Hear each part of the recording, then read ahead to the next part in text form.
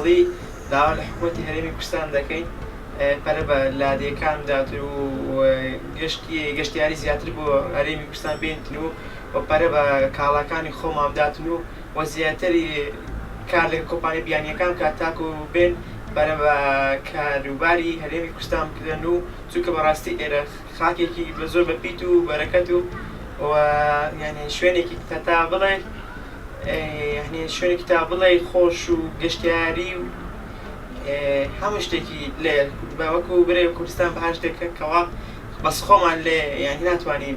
ئەوەی لێ بکەین یعنی ئیسفادەی زۆر لێکەن. ئەگەر حکوومەت لە توانای نەبیتن هاوکاری فەلاح و شتانە بکە بەڵام دەتوانی بە سلفە پارەیان بداتێ دوای لیان وەرگرتەوە دەتوانی هاوکاری بکاتین یعنی ئەو هاوکاریە لە هەموو دنیایەک هەیە ئەگەر حکوومەت نەیبیتن پارە بدا بە فەلاح و ئەوانە وەکو دەستگرتن بەڵام دەتوانی هاوکاریان بکە بە قەرز بیان داتێ لیان وەرگرتەوە بە ساڵانەی بە مانگانەبی دەتوانی لیان وەرگرتەوە. زۆر سوپاس.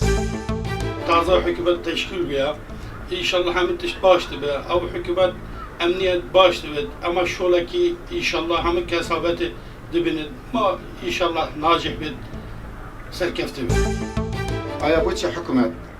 تو دبێژی وەختێ تەواو بن معاملەت تەواو بن هەمی پێکە دەبێژنێ 5 سادێ بوومە یادی بووتە ئەف 5 سادێ بوو چییە؟ ئەگەر هۆ سابێتن کەس ناوێت کوردستانی شەریکۆتەوەکەت حتای وەری ئەمیت بێژین مەدفێتن خەلکێک بێتە بێدرکێ و شەریکۆڤەکەتن و ئەف شەریکێت هەنێژی تویا بهێنەڤەتی چاوە هێنەڤەکردن تویا ئەم ڕێ بۆ خۆشکەین ڕێ لێ بوو تا خۆشکردن یعنی ئەم هیڤیا شۆنۆ بکەین بهێن بێدرکێ شەریکۆتە بوومەوەکەین.